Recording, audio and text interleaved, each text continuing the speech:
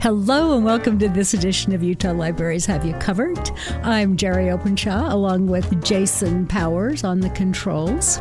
We are here at the Utah State Library in the Blind and Disabled Recording Studio, and we are very happy today to be joined by our Deputy Director of Culture and Community Enhancement, Kat Potter. How are you, Kat? I am great. How are you, Jeri? Well, okay. Thank you for asking. Kat is our Deputy Director. You have been here for how long? Just over, about 5.5 years now. 5.5 years. What brought you to Utah? Are you from Utah? I am not from Utah originally. I came here in 2010. We moved here from New York City. Actually, Jersey City, just across the river. Just across the river. Yep. And we thought, we'll have an adventure. We'll move out west for a little while. And here I am, still here. Well, did you come straight to Utah? Did you make any stops in between? My husband's job brought us out here. So we came out here straight to Salt Lake City, found a house here in Salt Lake, and just fell in love with it. Had one little boy at the time and another one on the way, and it has been an excellent place to raise a family. Great. So you've been in Utah for a minute. Yes. That's awesome. And what have you done on your way to our department? I feel like my path has been pretty circuitous, maybe is the right word for it.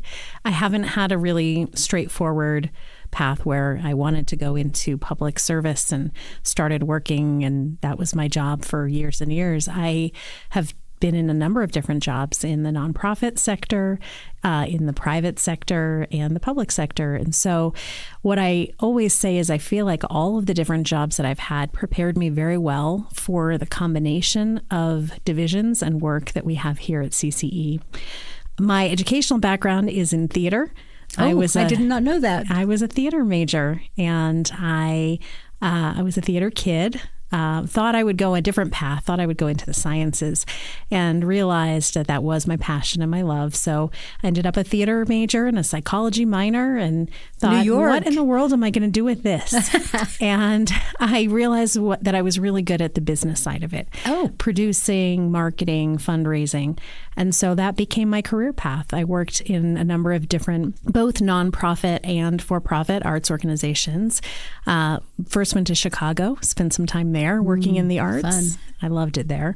Then went to New York, spent some time in the arts there, got a master's degree on the East Coast, and realized that when we had this life transition to Utah, that maybe I wanted to also explore other types of nonprofits. So I did some work in education, and then I did some consulting work that brought me into a wide variety of nonprofits.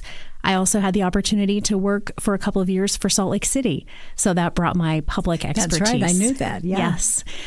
So all of those things combined, I worked for, as I mentioned, theater, arts organizations that included dance, music, also, as I mentioned, the education, really were the perfect background for something that spans STEM, libraries, arts, museums, history. You ended up in a good spot. I found my perfect spot. You did find a good spot. And government. Exactly. So, yeah, there you go. Well, did you ever perform on stage in New York?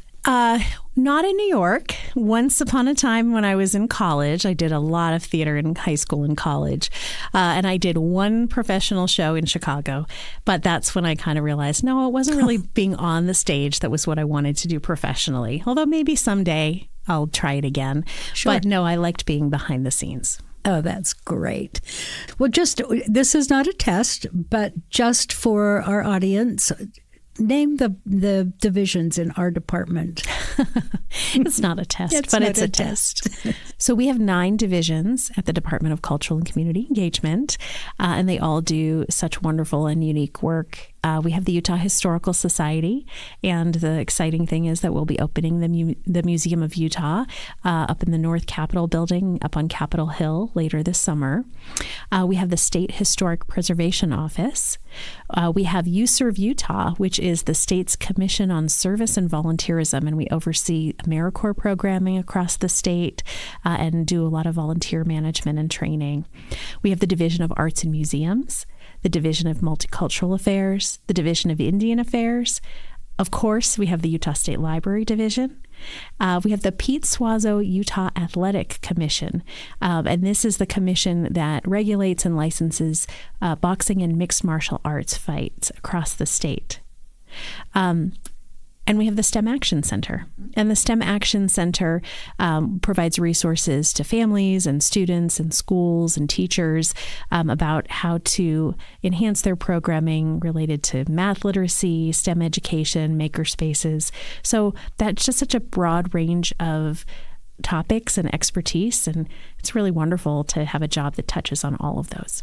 Almost our whole department is going to be moving next summer to a building just next door, and some of our staff will be here in the State Library building. And the reason for that is an earthquake didn't destroy, but really compromised the Rio Grande Depot, which is where you were housed before. And it was my second week of work. Oh, no way. I had started with CCE in March of 2020. It was the very end of the legislative session that year. I believe it was Museums Day on the Hill was my first day.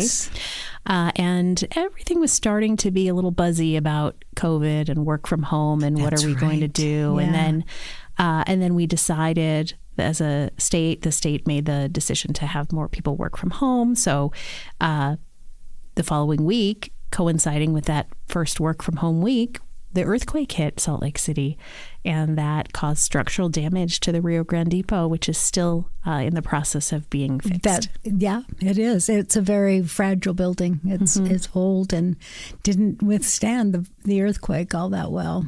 But it sounds like work is ongoing, and although the building will be back, we have chosen to go back to a different office location because in the meantime, in the last 5 years, we have grown and grown as an agency, and we need a little more space. We do, and I know for a fact that there was a great collection of Utah memorabilia and history housed at State History in the basement, and I believe, if I'm not mistaken, that will be moved to our new museum. It will. One of the main driving factors of the museum is actually having a safe and secure place to store the state's historical and artistic treasures. Correct. Because they were in, as you said, in the basement of the building, very well kept by our team. However, there were things beyond our control, like earthquakes or leaking pipes. Right. And so it was a little bit of a struggle to make sure that they were housed safely and something we wouldn't lose. So now we will have this beautiful state-of-the-art collections facility on the basement level of the building on the North Capitol building up on Capitol Hill.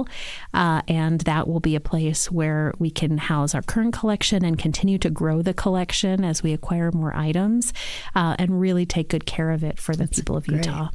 And then the main floor will be where we have public-facing galleries, and we're very excited for that opening.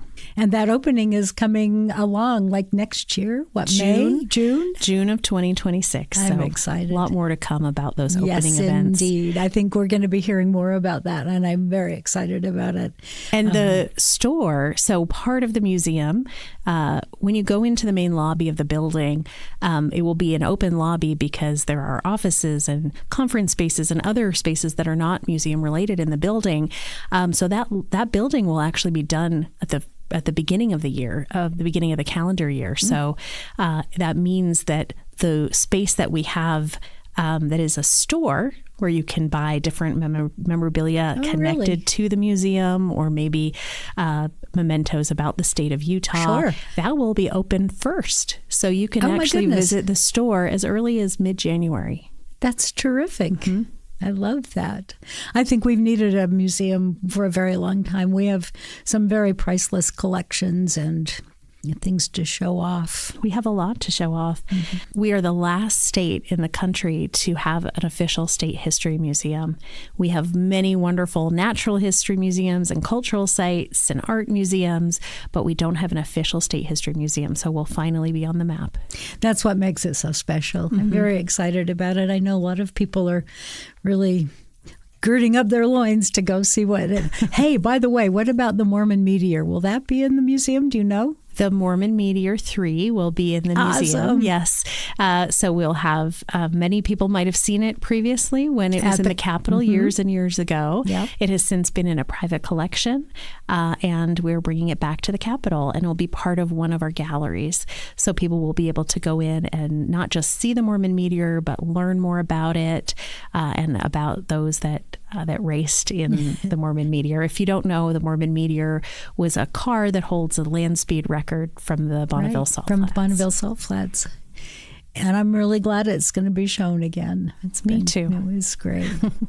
So what other big projects? I know the America 250 is coming up. Yes, it's underway, actually. Underway. We've already been really working hard. I know the libraries are all handing out stickers for the Walk 250. Yes.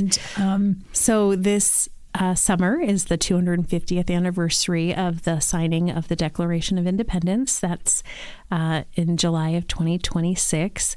And so this whole year leading up to that anniversary, we're celebrating what it means to be an American, what it means to be a Utahn, and how we can, our three pillars are educate, engage, and unite across this anniversary.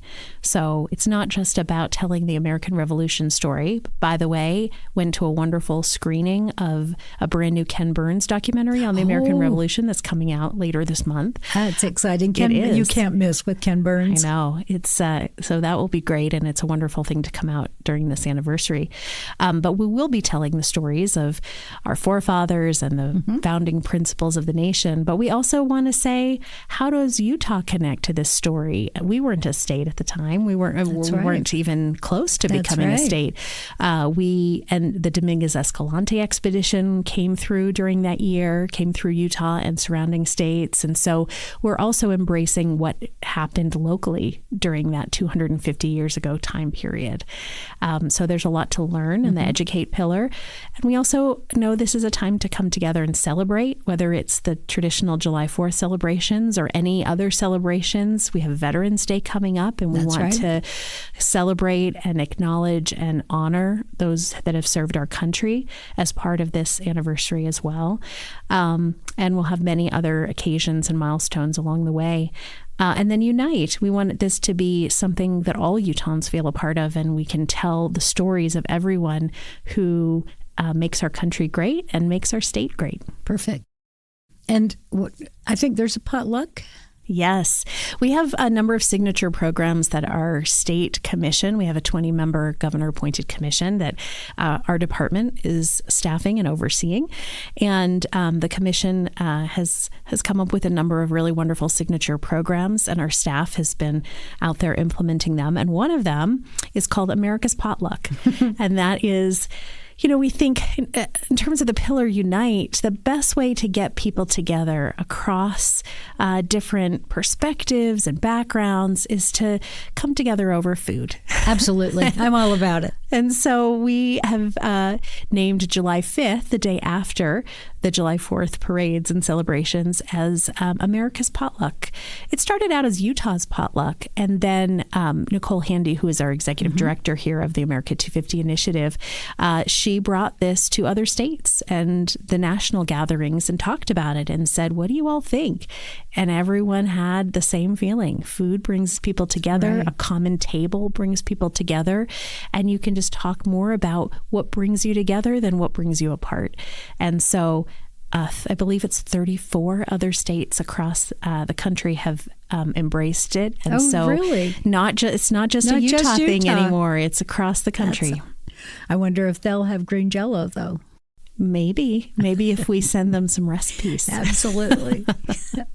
So that's a great project, but are there possibilities for the general public to volunteer? Absolutely. And there are other signature programs that we have with America 250 Utah. We are focusing on service, again, something that brings people together and unites people. And so we have opportunities for people to join service projects that will happen throughout the year. We're doing this in partnership with You Serve Utah, which is one of our CCE divisions. And we also are asking people to tell their stories of what service and volunteerism means to them. A lot of this can be found on our website at america250.utah.gov. Exactly. And you can actually record your story of the power of service, whatever length you want it to be. You can talk for 15 seconds or 5 minutes. Where's that again? Where can they go? america250.utah.gov. Great.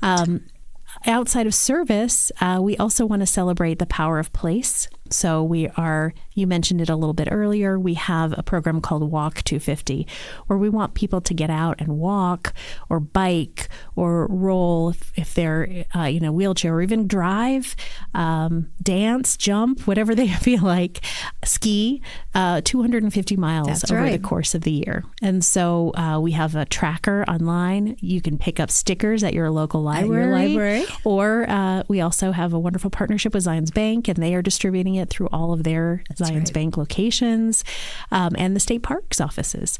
So we have those stickers and some more information you can pick up. You can even find trails that were part of the original Dominguez Escalante expedition. Oh, is that right? And use that to walk part of your 250 I love that. miles.